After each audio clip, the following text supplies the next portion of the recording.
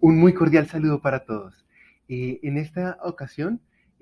Johan Ospina y yo, Daniel Hernández, les traemos como proyecto final de mecánica estadística el tema del diamagnetismo de Landau. Entonces, primero que nada, antes de comenzar con los cálculos en los que se evidencia el uso de la mecánica estadística para este importante tema, veamos a modo de motivación, recordemos eh,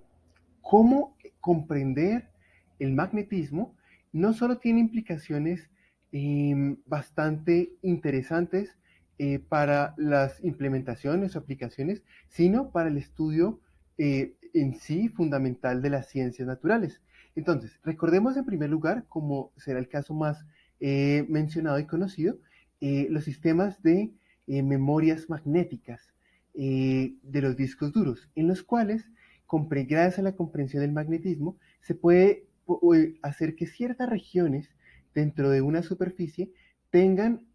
un sentido de su magnetización u otro, lo cual permite codificar la información como unos y ceros. Asimismo, de manera un poco menos conocida, pero que más direccionada hacia la investigación fundamental, tenemos sistemas como por ejemplo este sistema que nos permite discriminar sustancias a partir de sus masas, gracias a la fuerza magnética que experimentan esos componentes de la sustancia debido a sus diferentes eh, cargas conectadas con la masa. Y aunque en esta ocasión se hablará de no solo el diamagnetismo de Landau, sino también el paramagnetismo de Pauli, no se hablará de ferromagnetismo, cabe mencionar que esto nos acerca, en comprender estos dos efectos, nos acercan a entender el ferromagnetismo que permite obtener estas regiones con una magnetización en una dirección en rojo y otra magnetización de dirección opuesta en azul, y que también obtiene grandes aplicaciones e interés en investigación fundamental. Entonces, dado esa pequeña eh, apertura o muestra de cuán interesante puede ser en la comprensión del magnetismo en sí, eh, mencionemos brevemente en qué consiste no solo el diamagnetismo por el diamagnetismo de Landau, sino también el paramagnetismo por el paramagnetismo de Pauli, que son dos efectos similares o relacionados en cierto sentido. Entonces, antes de entrar con los cálculos de la mecánica estadística, recordemos conceptualmente y de manera simple en qué consisten estos efectos. En primer lugar, una sustancia va a ser paramagnética o diamagnética según sean la manera en la que se llenan los orbitales en la última capa de los átomos que componen esa sustancia. Entonces, de esta manera, permitámonos empezar por el paramagnetismo, cuando en los últimos orbitales no todos los electrones están emparejados con otro electrón de spin opuesto, ese momento magnético de spin de cada uno de esos electrones va a hacer que la sustancia sea paramagnética en cuanto a que al ser expuesta a un campo magnético externo va a tender a alinearse, a sentir una fuerza de atracción alineándose con el campo magnético externo. Ahora,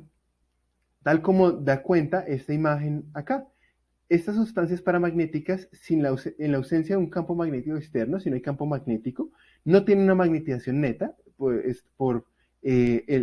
todas las direcciones de esos momentos magnéticos de spin de los electrones son igualmente probables y en promedio es cero la magnetización, pero cuando hay un campo magnético externo, tienden a alinearse y hacen que haya una magnetización neta, no cero. Ahora, para el diamagnetismo, como introducción al diamagnetismo de Landau, sucede que los orbitales más exteriores de los átomos que componen la sustancia diamagnética están todos emparejados, están todos llenos. Esto hace que la sustancia no solo no sienta una fuerza magnética que le lleve a alinearse con el campo magnético externo, sino que llega inclusive a sentir una repulsión. Recordemos que aquí están en juego reglas cuánticas, el diamagnetismo es un efecto netamente cuántico, en el cual sucede que por principio de exclusión de Pauli, entre otros efectos, no va a haber una fuerza de atracción. Ejemplo de esto es este material a base de carbono, que es diamagnético, ubicado sobre este imán dorado, pero que lo importante es que es muy intenso, su campo magnético, y como podemos ver, como da cuenta esta perspectiva de la imagen, está como levitando, porque siente una fuerza de repulsión respecto al imán amarillo, y pues se cancela con su peso y queda en equilibrio de fuerzas ahí levitando. Entonces, dado esto, antes de ir a nuestro efecto de mayor profundidad, que es el diamagnetismo para sustancias que no tienen las cargas, los electrones fijos, como en una red cristalina, por ejemplo, de un cierto material, sino que los tienen libres, como en los conductores o metales, y hace que se comporten estos electrones cuyos spins o momentos magnéticos de spins son los que pues, terminan produciendo el magnetismo. Resulta que es justamente en estos sistemas que se comporta como un gas de Fermi, en los que se aplica el diamagnetismo de Landau, pero también el paramagnetismo de Pauli. Entonces, antes de abordar el diamagnetismo de Landau, un efecto netamente cuántico, abordemos brevemente el paramagnetismo de Pauli. Este efecto está descrito por una energía que es de esta forma aquí presentada. La energía cinética de cada una de las partículas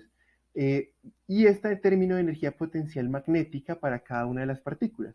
Ahora, se expresa que ese término va a ser más o menos ese momento dipolar magnético por el campo magnético externo. ¿Y por qué más o menos? Porque vamos a considerar que el sistema está a temperatura cercana a el cero absoluto Kelvin, en donde sabemos que por encima de energías mayores, mejor, a la energía de Fermi, vamos a tener que no va a haber ningún electrón a esa temperatura de cero absoluto Kelvin, más por debajo de la energía de Fermi van a estar todos los niveles llenos. Entonces, si es así, cerca de la energía de Fermi, para esos electrones, al poner un campo magnético, los que estén con spin y momento magnético de spin en la dirección del campo magnético externo, van a tener una componente que va a sumar a su energía, mientras que en el otro caso van a tener otra componente que también va a sumar a la energía, tal que se termina obteniendo este signo más menos del momento dipolar de spin por el campo magnético. Como se puede ver en este diagrama aquí a mano derecha, sucede que vamos a tener que ciertos partículas que están de hecho con el spin antiparalelo al campo magnético externo van a aumentar su energía, mientras que las partículas de spin paralelo al campo magnético externo van a disminuir su energía de acuerdo a esta expresión matemática de aquí. Ahora, si nosotros calculamos el número de partículas que tenemos para sí, que tenemos para alguno de estos dos estados, nosotros podemos hallarlo mediante un conteo en el espacio de fase, dividido por el tamaño de una celda en el espacio de fase pues, tridimensional en cuanto a la posición, y obtenemos este valor en términos del momentum cuando tenemos energía de Fermi. Ahora, como hay dos estados, dos tipos de partículas con spin paralelo y otros antiparalelo, tenemos un conteo de un número de partículas con spin paralelo al campo magnético externo y un número de partículas n- con el spin antiparalelo, en la que solo se diferencia este signo más y menos aquí presentado. Nosotros podemos hallar la magnetización total por el principio de superposición, tomando el momento magnético de spin mu estrella de cada una de las partículas y multiplicándola por el número total de partículas n más alineadas con el campo magnético menos el n menos antiparalelas al campo magnético. Al hacer los cálculos, se llega como resultado a este valor para la magnetización. Y desde la magnetización, derivándola respecto a la intensidad de campo magnético H, eh, nosotros podemos obtener una susceptibilidad magnética por unidad de volumen chi sub 0 sobre B para el caso en el cual tenemos campo bajo y temperatura baja, en el que llegamos a esta expresión aquí presentada en la mitad de la diapositiva, que utilizando la energía de Fermi para el caso no relativista en un gas de Fermi,